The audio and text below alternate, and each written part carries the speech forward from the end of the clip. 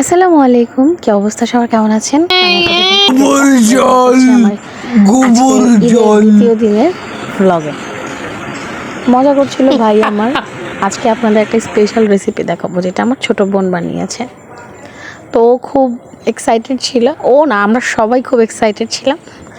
চলেন শুরু থেকে শুরু করি। প্রথমে ভাইকে একটা কাজ দিয়েছি, সেটা হচ্ছে চিজ গ্রেট করার জন্য। তো সে এই যে মজা করছিল, কাজ শেষ অলমোস্ট। তো আজকাল তাকে একটুতে কাজ করাই। আবার এই যে এটা ব্ল্যাক অলিভ, সে জারটা খুলে দিবে। তো কত কষ্ট দেখেন, পুরো বাহুবলী স্টাইলে। খোলার পরে ভাবছিলাম মজা করে খাওয়া যাবে কাঁচা, কিন্তু না, আসলে এটা কাঁচা খাওয়া যায় না। রান্নার পর পারফেক্টভাবে পিৎজার সাথে খেতেই মজা লাগে। তো দেখেন ওর এক্সপ্রেশনটা খাওয়ার, মানে আমরা যা মজা পাইছি ওর খাওয়ার পরের কথায় আছে কিছু জিনিস কাঁচা খাওয়া যায় না, আসলেই তাই। তো যাই, এখানে ক্যাপসিকাম, ব্ল্যাক অলিভ, চিজ, কাঁচামরিচ রেখেছিলাম যদি দিত, তো মাশরুম সব কিছু রেডি করে।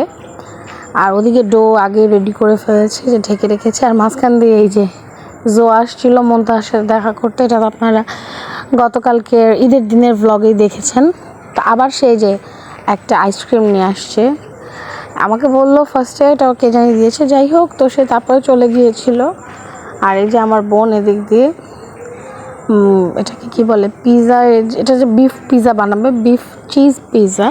তো ওইটার জন্য গোশতটা রান্না করে নিচ্ছিল। আর এই যে ডোটা হয়ে গেছে অলমোস্ট কমপ্লিট।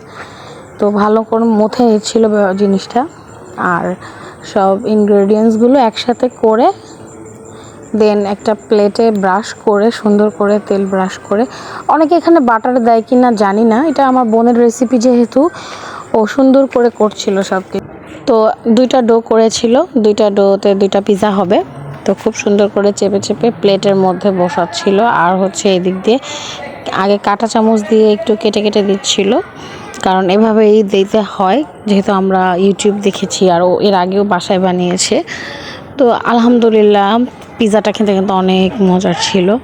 আমার বোন বানিয়েছে এটার জন্য না, আজকাল সবাই সব কিছু বানাতে পারে যদি একটু বুদ্ধি ধৈর্য থাকে। তো সব কিছু ইনগ্রেডিয়েন্টস দেওয়ার পরে লাস্ট ফিনিশিং আবার চিজ দিয়ে দিল বেশি করে, যাতে করে খেতে মজা লাগে। আর যেহেতু এটা বিফ চিজ বা পিৎজা হবে, তো এখন এটাকে আমরা চুলায় রান্না করব, ওভেনে না।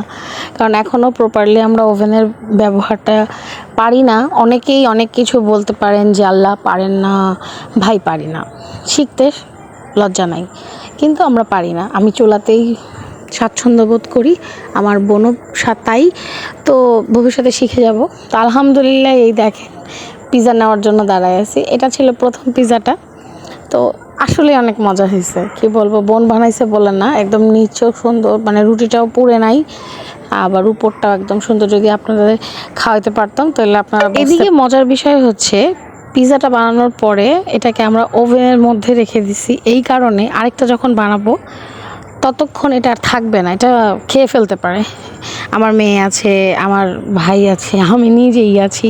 তো আমরা ওভেনে রাখার পরে আবার আরেকটা যখন হয়েছে, তার কিছুক্ষণ আগে এটাকে আবার ওভেনে গরম করে 30 সেকেন্ডের মতো, তারপরে বের করে এই যে কেটে সবাইকে দিয়েছি। বাসার সবাই খেয়েছে, তো সব ভিডিও নেওয়া হয়নি। তো আলহামদুলিল্লাহ অনেক মজার ছিল। আপনারাও বাসায় বানায় খাবেন। তার জন্য চিজ লাগবে বেশি কিছু না, একটু মুরগির মাংস, সয়া সস, আর হচ্ছে ময়দা, ইস্ট, লবণ, তেল।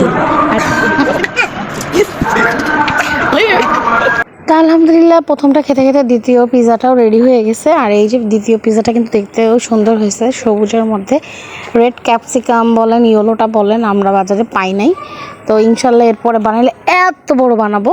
তো সবাই ভালো থাকবেন, সুস্থ থাকবেন, আল্লাহ হাফেজ।